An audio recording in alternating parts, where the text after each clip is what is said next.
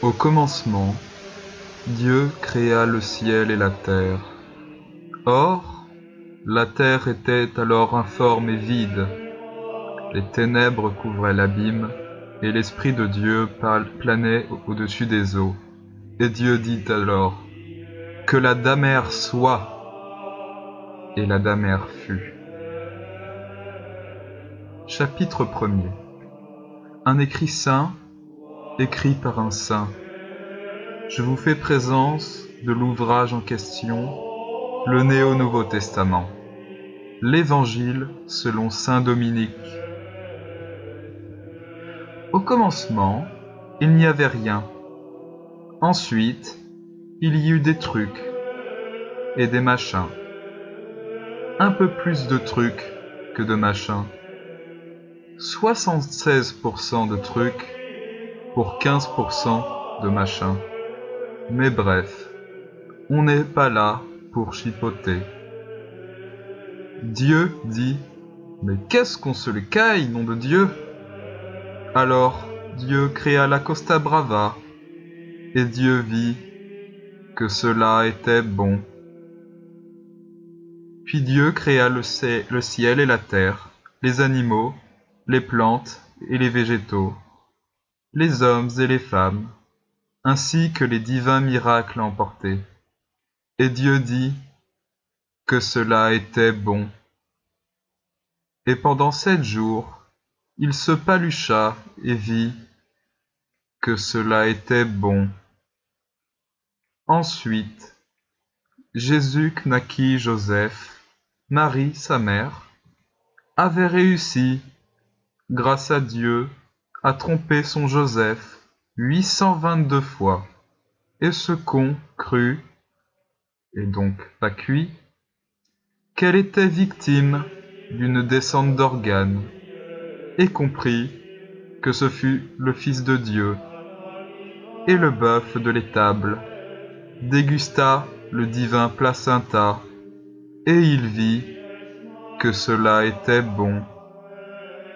Et l'âne dit, « Tu ne forniqueras point avec les ustensiles pour faire la purée. » Nous nous retrouvons donc à 15 ans, l'âge difficile s'il en est. Jésus dit, « Je veux une mob. » Marie sa mère le baffa, et il vit que cela était bon. Je vous rapporte cette parabole, la parabole dite de la mob. Parabole 37. Un mec qui n'a pas de mob n'était pas content de ne pas avoir de mob. Pierre, le tailleur de pierre, en avait une. Il se mit à genoux, joignit les mains et défit le cadenas. Le mec sans mob en eut une. Fin de la parabole 37. Et Jésus se rendit à la plage pour pécho de la femelle, et il vit que cela était bon. Donc Jésus, accompagné de 12 apôtres, se rendirent ensemble à Jérusalem. Ils retrouvaient leur pote Bob au Night and Day, et ils s'adossèrent au bord du comptoir. En revenant de Nantes, ils trouvèrent une chapelle, et Jésus dit, « J'ai une idée. » Et ils acquiescèrent. Parabole 467. Un homme pauvre et sans toit était à la recherche de refuge dans ses moyens financiers. Abigaël, le fortuné, en avait un à qui lui payerait la somme de 4 moutons, 3 chameaux. L'homme pauvre se mit à genoux, joignit les mains et lui mit une baigne dans les parties d'Abigaël. Le pauvre obtiendra une chapelle de type mérovingien. Et Jésus appliqua la parabole et dit, « Croyez en moi et vous serez sauvés. » Les apôtres le portèrent en triomphe pour cette victoire, et mangèrent l'agneau en marinade, et virent que cela était bon. Jésus somnolait tranquillement, entouré de ses apôtres, se rendit compte de ses sentiments et qu'une majestueuse orgie romaine eut lieu. Il eut une fille, Madame Damer. Quand fut arrivé le 8e jour, celui de la circoncision, l'enfant reçut le nom de Brigitte, le nom que l'ange lui avait donné avant sa conception. Puis, le moment vint pour Joseph et Marie d'accomplir la cérémonie de purification qu'ordonne la loi de Moïse. Ils amenèrent alors l'enfante au temple de Jérusalem pour présenter au Seigneur. Car il est écrit dans la loi du Seigneur, toute fille première-née et socialiste sera mise à part pour le Seigneur. Il devait offrir aussi le sacrifice que demande la même loi, une paire de tourterelles ou de jeunes premiers L1. Il y avait alors à Jérusalem un certain Salomon. Cet homme était droit, il respectait Dieu et attendait celui qui devait sauver Israël.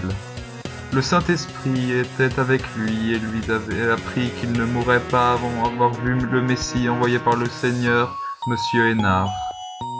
Guidé par l'Esprit, Salomon alla dans le temple.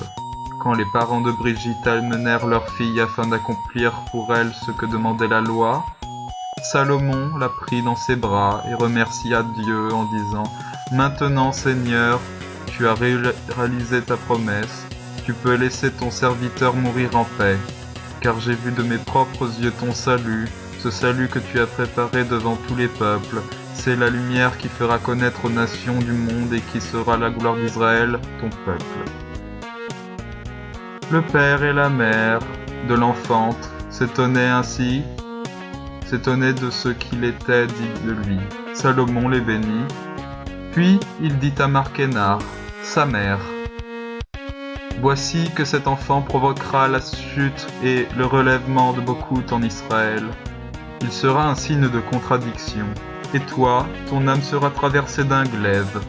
Ainsi seront dévoilées les pensées qui viennent du cœur d'un grand nombre. » Il y avait aussi un homme prophète, Thomas, fils de saint Matthieu, de la tribu de la première L1.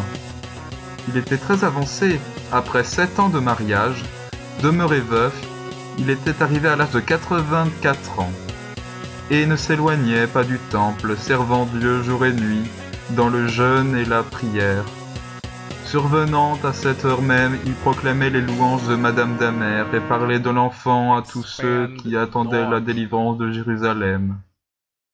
Lorsqu'ils eurent achevé ce que prescrivait la voix du Monsieur Hénard, ils retournèrent en Galilée, dans leur ville de Moulins. L'enfante, elle, grandissait et se fortifiait, remplie de sagesse, et la grâce de Monsieur Hénard était sur elle. Voici un nouvel extrait. Note de l'éditeur. L'Évangile selon saint Dominique fut écrit dans un temps inconnu et ne fut pas achevé. Voici quelques notes retrouvées via maintes et maintes recherches divines. Madame Damer, née le 31 février 1203 à Madridska, d'un père anarcho-stalinien et d'une mère italienne nommée Katia. 23 juin 1237. Madame Damer s'allie à Napoléon Ier pour faire reculer l'armée zoulou du golfe Persique. 30 avril 1285. Madame Damer découvre des officiers allemands et fonde le commerce triangulaire Gamay. 34 janvier 1298. Madame Damer dit « Saviez-vous que les escargots font de très mauvais lacets de chaussures ?» Cette citation fut reprise par maint écrivains, dont Maupassant, pendant la guerre de Cent Ans. 21 mars 1375. Madame Damer déclare son indépendance à l'Espagne. Elle devient donc la Hongrie. 45 mars 1888. Madame Damer découvre l'Asie de l'Est et fonde Paris. Suite à une exploration de Colomb, Elle fonde la ville de Toulouse entre la Russie et la Mongolie. 21 avril 1987, Madame Damer tombe sur les escaliers et fracture son économie. C'est le grand krach boursier de Wall Street et le début de la guerre civile espagnole. 31 juillet 6666, Madame Damer devient Time Lord et spoil le mastermind de Days Attorney 5. 78 septembre 9835, Madame Damer fonde la Palestine suite à une dispute avec Allah et les commerçants d'huile d'olive Puget. Et enfin, 57 décembre 1999, mise en place du plan Damer, le régime de Vichy devient socialiste et basé sur les dégustations de cookies aux pépites de chocolat. Ainsi soit-il. Au revoir.